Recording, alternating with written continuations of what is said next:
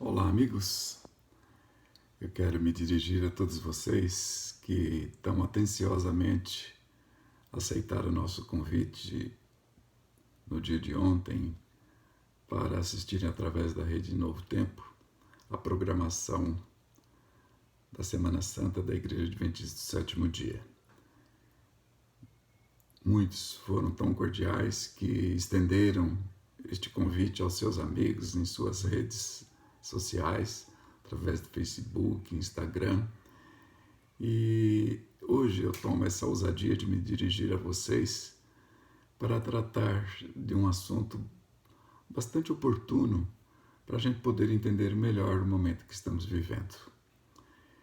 Eu estou com quase 70 anos de idade, nunca passei por esta experiência de ficar recluso, de ser impedido de ir e vir praticamente, principalmente porque estou no quadro de risco pela idade e também por um probleminha de saúde. Então eu imagino que vocês mais jovens, mais novos do que eu, devem estar assustados e com razão. A Bíblia Sagrada é bastante oportuna e nos mostra que no final dos tempos haveriam de surgir epidemias, pestes, pragas, mas que ainda não seriam fim, seriam evidências do fim. E todas essas evidências nos servem para nos alertar quanto ao momento que estamos vivendo. Virão outros coronas, infelizmente, mas seguramente o destino final da humanidade é a volta de Cristo e para ela nós devemos nos preparar. Por que a humanidade sofre com enfermidades? As Sagradas Escrituras nos ensinam que quando Deus criou este mundo, ele estava isento de tudo e qualquer coisa ruim que hoje nos atacam. Deus, quando terminou de criar, ele olhou e viu que tudo que ele tinha feito era muito bom. Isto quer dizer que não havia doenças. A criação original, ela estava totalmente isenta desse tipo de mal. Mas, infelizmente, quando o homem transgrediu a vontade divina, quando ele pecou, ele se expôs às consequências dessa desobediência. E Deus, então, lhe comunicou que, a partir daquele momento, algumas coisas seriam mudadas na natureza. A natureza não teve escolha. O homem teve, Adão e Eva tiveram, mas a natureza teve que suportar o castigo que viria através do erro, do pecado de nossos primeiros pais. E essa desobediência, então, ela trouxe consequências trágicas para o homem. Veio a dor, veio a enfermidade e, consequentemente, a morte. A Bíblia fala-nos em Romanos capítulo 3, verso 23, que o salário do pecado é a morte. Então, é o destino final de todo ser humano. Caso não houvesse a intervenção divina, o homem estaria eternamente perdido. Mas, graças a um bom Deus, ele nos acolheu e veio em busca dessa raça caída. Isso faz parte do plano da redenção. Quando Deus criou o homem, Deus não criou um robô, um autômato, mas a possibilidade de erro havia no ser humano. O ser humano deveria adorar a Deus por amor e não por temor. E quando o homem pecou, Deus colocou então em andamento o plano B, o paraquedas de emergência, para que o homem fosse novamente resgatado do mal e do pecado. Ontem à noite, assistindo a Globo News sobre as notícias sobre o coronavírus, número de mortos, como anda a situação no mundo todo, eu vi uma reportagem que me deixou bastante encantado e eu gostaria de passar para vocês. Uma médica, a doutora Ana Escobar, da Fundação Oswaldo Cruz do Rio de Janeiro, ela informou que estaria sendo liberado para os hospitais no Brasil uma técnica de aplicação de plasma no combate ao coronavírus. Notem só, trata-se da coleta do sangue de pessoas que já passaram pela doença, extrai-se o plasma e o aplica nas pessoas que estão sofrendo dessa síndrome aguda e grave respiratória. Qual que é a ideia? O plasma dessas pessoas que já venceram essa batalha contra o corona forma como que um exército de soldados vitoriosos. Então, quando ele é aplicado no corpo, no sangue, melhor dizendo, de uma pessoa enferma que está em estado avançado, a pessoa que está debilitada, perdendo a batalha, os seus anticorpos não são suficientes para vencer aquele vírus. Quando entra esse exército vitorioso, ele faz com que aquele corpo reanime e passe a lutar com mais forças, procurando então assim obter a vitória do seu estado imunológico.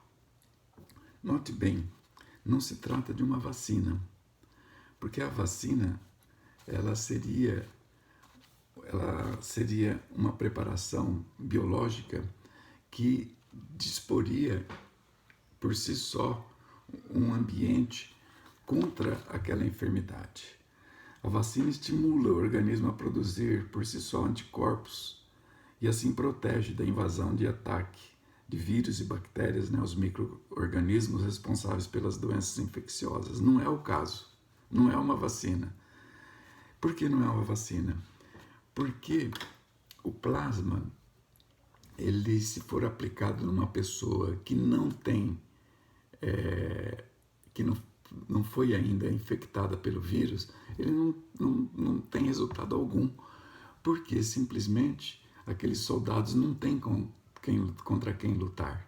Eles foram preparados para lutar contra o coronavírus. E se for aplicado numa pessoa não infectada, ele ficaria sem ação. E dentro de pouco tempo, ele seria então eliminado do organismo.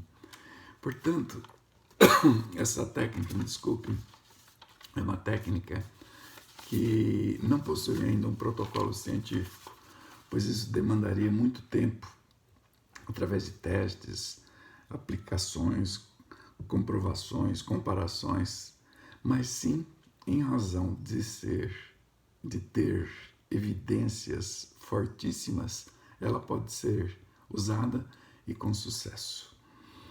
Inclusive, já foram aplicadas na China, na Itália, na Espanha e agora está sendo liberado para aplicar no Brasil. Amigos, isso me trouxe uma ideia, um raciocínio com aplicação espiritual. Analise o seguinte: Cristo Jesus morreu na cruz. Toda a raça humana, como eu já disse, ela foi atingida por esse vírus do pecado. Todos nós, fatalmente, estaríamos condenados à morte e morte eterna. Mas quando veio Jesus a esta terra, ele viveu uma vida sem pecado, pagou o preço de uma morte que não lhe era merecida. Ele simplesmente trouxe sobre si a nossa culpa, o nosso erro e o levou através da sua morte. Sofreu, morreu, foi sepultado e ressuscitou.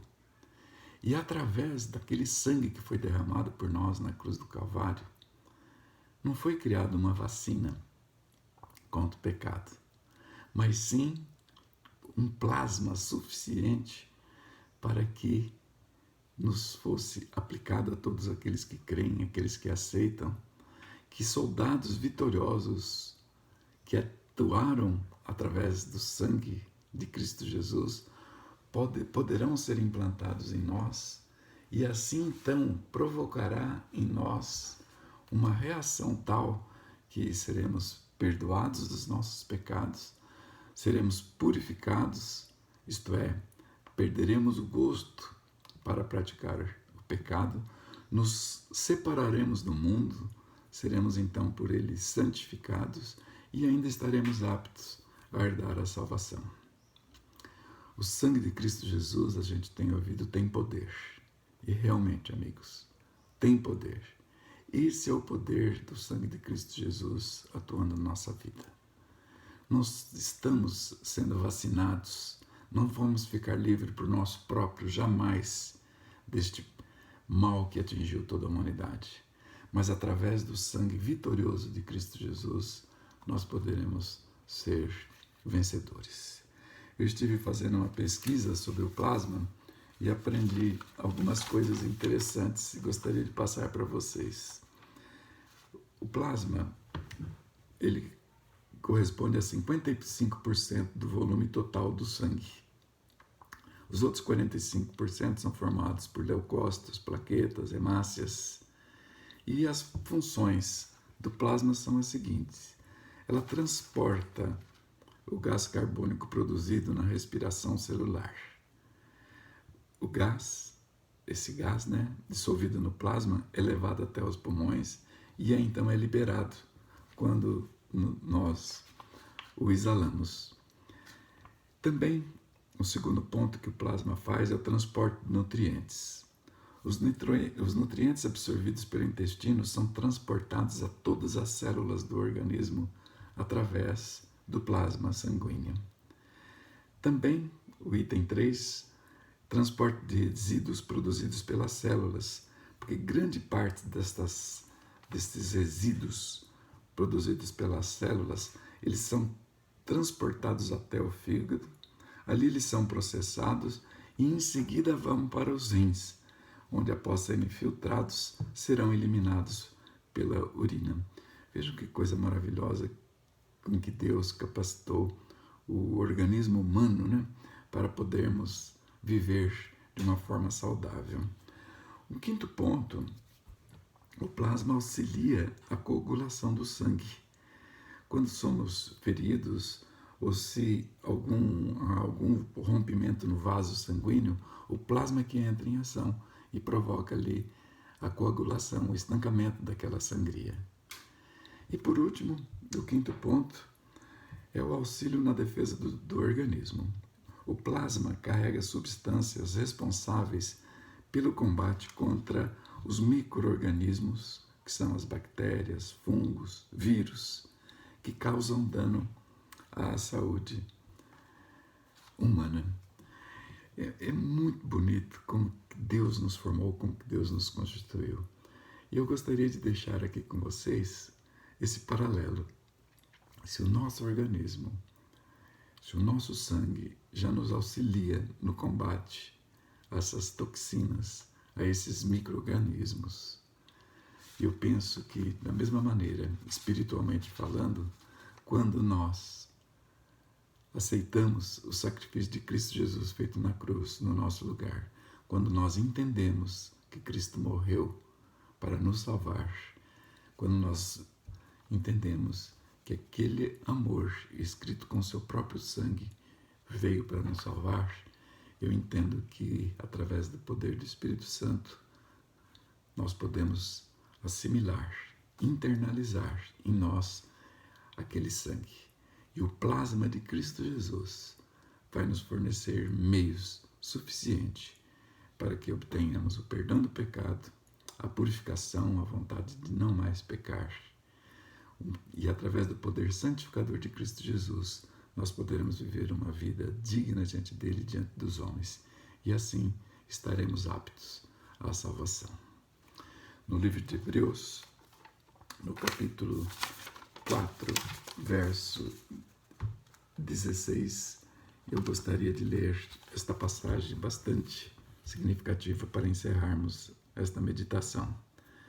Diz assim o apóstolo Paulo: acheguemo-nos, pois, confiadamente junto ao trono da graça, a fim de recebermos misericórdia e acharmos graça para socorro em ocasião oportuna. Duas coisinhas eu gostaria de destacar nesse verso. Nós devemos nos achegar até o trono de Deus, ao trono da graça. De que forma? Aqui nos diz confiadamente. Algumas traduções trazem confiantemente. Eu acho que ambas se complementam. Confiantemente quer dizer com confiança, com fé. Confiadamente quer dizer com ousadia, até com atrevimento, porque nós não somos dignos. Nós deveremos, então, de uma forma confiada, até extremamente atrevida, nos aproximarmos do trono de Deus, porque Ele sabe do que necessitamos. E no momento de angústia, no momento de desespero, nós não sabemos ainda o que haveremos ainda de viver nesses dias futuros, nós temos que ser destemidos. Nós temos que procurar Deus de uma forma incisiva. E confiando nele. Ele é um Deus de amor, Ele é um Pai de bondade, Ele sabe do que necessitamos, do que precisamos, e Ele vai nos atender prontamente. A sequência do verso diz que nós vamos então receber misericórdia e acharmos graça.